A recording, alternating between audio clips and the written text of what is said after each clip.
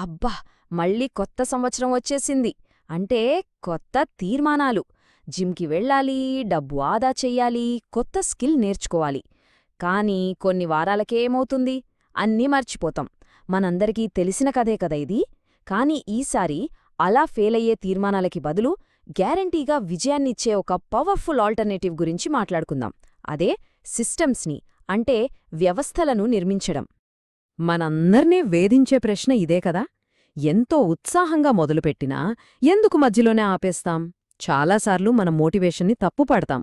కానీ అసలు సమస్య అది కాదు. మన అప్రోచ్లోనే లోపం ఉంది. మనం గోల్స్ పెట్టుకుంటాం కానీ వాటిని సపోర్ట్ చేసే సరైన సిస్టమ్ని మాత్రం క్రియేట్ చేసుకోం.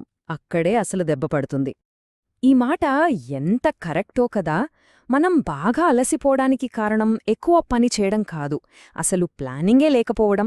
స్పష్టమైన ప్లానింగ్ అంటే ఒక సిస్టమ్ ఉన్నప్పుడు ప్రెషర్ తగ్గి పని చాలా ఈజీ అయిపోతుంది. సో ఇప్పుడు మనం ఆ సొల్యూషన్ వైపు అడుగులేద్దాం. ఈరోజు మనం 3 ముఖ్యమైన సిస్టమ్స్ గురించి తెలుసుకోబోతున్నాం. మొదటిది, మన సమయాన్ని ఎలా మన కంట్రోల్లోకి తెచ్చుకోవాలి. 2, డబ్బు విషయంలో క్లారిటీ ఎలా తెచ్చుకోవాలి. ఇక 3, మనకంటూ ఒక బ్రాండ్ని ఎలా క్రియేట్ చేసుకోవాలి. దానివల్ల మనకు సరైన అవకాశాలు ఎలా వస్తాయి. ఇక లేట్ చేయకుండా మొదటి సిస్టంతో మొదలుపెట్టేద్దాం. ఓకే, సిస్టమ్ నంబర్ 1, మీ సమయాన్ని మీరే శాసించడం. మనలో చాలామంది తమ క్యాలెండర్లో ఎవరో పెట్టిన పనులకి రెస్పాండ్ అవుతూ బతికేస్తుంటారు. కానీ నిజమైన విజేతలు అలా కాదు. తమ జీవితాన్ని తామే డిజైన్ చేసుకుంటారు. ఆ మార్పు ఎలా తీసుకురావాలో ఇప్పుడు చూద్దాం. మన టైంని మన కంట్రోల్లోకి తెచ్చుకోవడానికి 3 పిల్లర్స్ ఉన్నాయన్నమాట. మొదటిది యాన్యువల్ లైఫ్ క్యాలెండర్. దీంతో మన పెద్ద కలలకి చోటిస్తాం. రెండోది వీక్లీ ఫోకస్ రిథమ్. దీంతో రోజువారీ పనులను సింపుల్ చేస్తాం. ఇక మూడోది చాలా ముఖ్యం, అనవసరమైన వాటిని దయదాక్షిణ్యాలు లేకుండా మన జీవితంలోంచి తీసిపారేయడమెలాగో నేర్చుకుంటాం. మనందరం ఎప్పుడూ చెప్పే కంప్లైంట్ ఏంటి? అస్సలు టైమే దొరకట్లేదు అని. కానీ నిజం చెప్పాలంటే అది టైం లేకపోవడం కాదు, మనం ప్రయారిటీ ఇవ్వకపోవడం. అందుకే ఈసారి ఒక పని చేద్దాం. మనకిష్టమైనవి అంటే ఫ్యామిలీ వెకేషన్, ఫ్రెండ్స్తో ట్రిప్, వీటిని కుదిరితే చూద్దాం లిస్ట్లో కాకుండా క్యాలెండర్లో ఫస్ట్ బ్లాక్ చేసేయాలి. ఆశలని అపాయింట్మెంట్స్గా మార్చినప్పుడే అవి నిజమవుతాయి. సింపుల్. ఇక రెండోది వీక్లీ రిథమ్. ప్రతివారం రిపీట్ అయ్యే పనులుంటాయి కదా, బిల్స్ కట్టడం, కిరాణా సామాన్లు తేవడం, ఇల్లు క్లీన్ చేసుకోవడం లాంటివి. వీటికి ఒక స్టాండర్డ్ ప్రాసెస్ పెట్టుకోవాలి. ఫలానా రోజు ఫలానా టైంకి ఈ పని చెయ్యాలి అని ఫిక్స్ అయితే ప్రతిసారీ దాని గురించి ఆలోచించి బుర్రపాడు చేసుకోవాల్సిన అవసరం ఉండదు. మెంటల్ స్పేస్ చాలా సేవ్ అవుతుంది. ఇక మూడో పిల్లర్, ఇది చాలా పవర్ఫుల్, వద్దు అని చెప్పడం నేర్చుకోవడం.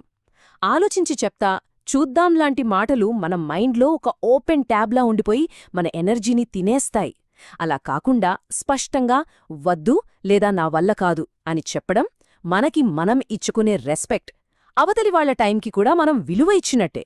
రైట్. ఇక రెండో సిస్టంకొద్దాం, ఫైనాన్సెస్, డబ్బు. చాలామందికి డబ్బు గురించిన ఆందోళనకు కారణం డబ్బు లేకపోవడం కాదు, క్లారిటీ లేకపోవడం. మన డబ్బు ఎటుపోతుందో ఎంత వస్తుందో తెలియకపోవడమే అసలు సమస్య. ఈ సిస్టమ్ ఆ కన్ఫ్యూజన్ని పోగొట్టి మనశ్శాంతిని ఇస్తుంది. సో ఈ ఫైనాన్షియల్ యాంగ్జైటీ నుండి బయటపడటానికి కూడా 3 స్టెప్స్ ఉన్నాయి. 1, డైలీ మనీ పల్స్. 2, రెస్పాన్సిబిలిటీని ఆటోమేట్ చేయడం. 3, యాన్యువల్ రీసెట్. వీటి గురించి డీటెయిల్డ్గా చూద్దాం. ఫస్ట్ది డైలీ మనీ పల్స్. అంటే ప్రతిరోజు మన ఫైనాన్షియల్ హెల్త్ ఎలా ఉందో చెక్ చేసుకోవడం. డాక్టర్ దగ్గర రెగ్యులర్ చెకప్ లాంటిదన్నమాట. మన దగ్గర ఎంత డబ్బు ఉంది, ఎంతప్పుంది, ఏ బిల్స్ కట్టాలి, ఈ లెక్కలు రోజూ చూస్తే భయం పోతుంది. రియాలిటీ తెలిస్తేనే కదా దానికి తగ్గట్టు యాక్షన్ తీసుకోగలం. ఇది చాలా ఇంట్రెస్టింగ్ పాయింట్. ఆటోమేషన్ అనేది మన ఫ్యూచర్ సెల్ఫ్ని మన ప్రెజెంట్ స్ట్రెస్డ్ సెల్ఫ్ నుండి కాపాడుతుంది. అంటే బిల్ పేమెంట్స్, సేవింగ్స్, ఇన్వెస్ట్మెంట్స్, వీటన్నింటినీ ఆటోమేట్ చేస్తే మన ఎమోషన్స్ మధ్యలో రావు. ప్రతి నెల నిర్ణయం తీసుకోవాల్సిన టెన్షన్ ఉండదు. ఆటోమేటిక్గా పనులు జరిగిపోతాయి. ఇది మన భవిష్యత్తు కోసం మనమే ఇచ్చుకునే ఒక గిఫ్ట్ లాంటిది. ఇక చివరిది యాన్యువల్ రీసెట్. ప్రతి సంవత్సరం డిసెంబర్లో ఒకసారి మన ఫైనాన్షియల్ జర్నీని వెనక్కి తిరిగి చూసుకోవాలి. గత 12 నెలల్లో ఏం వర్కౌట్ అయింది, ఎక్కడ డబ్బులు వేస్ట్ అయ్యాయి, ఈ అనాలిసిస్ వచ్చే సంవత్సరం ఇంకా బెటర్గా ప్లాన్ చేసుకోవడానికి ఒక బ్లూ ప్రింట్లా పనిచేస్తుంది. ఫైనల్గా మూడో సిస్టమ్, మీ బ్రాండ్ని డిఫైన్ చేసుకోవడం. బ్రాండ్ అనగానే ఇదేదో సెలబ్రిటీలకి, కంటెంట్ క్రియేటర్లకు మాత్రమే అనుకుంటాం.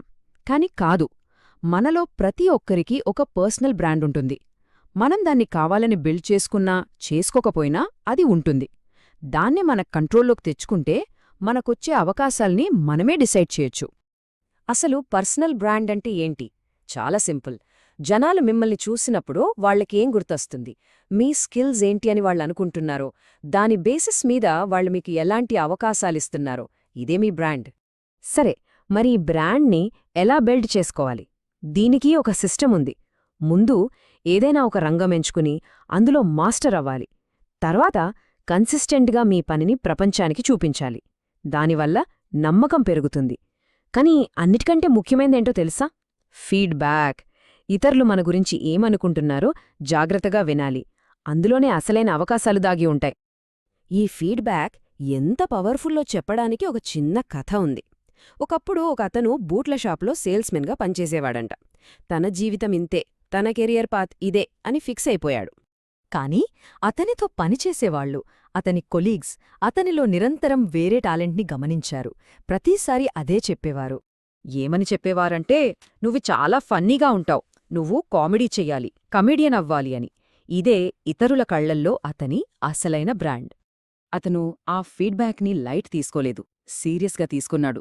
తన గురించి ఇతరులు ఏమనుకుంటున్నారో విని ఆ దారిలో ప్రయత్నించాడు.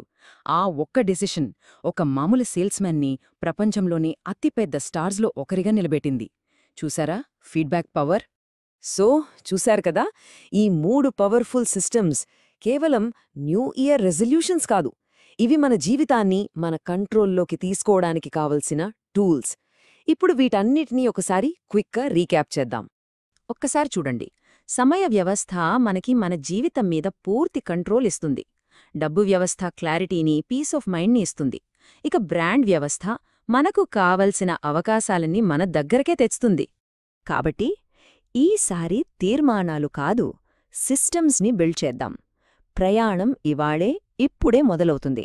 మీ ముందున్న ప్రశ్న ఒక్కటే, ఈ 3 పవర్ఫుల్ సిస్టమ్స్లో మీరు మొదట దేనిని నిర్మించబోతున్నారో?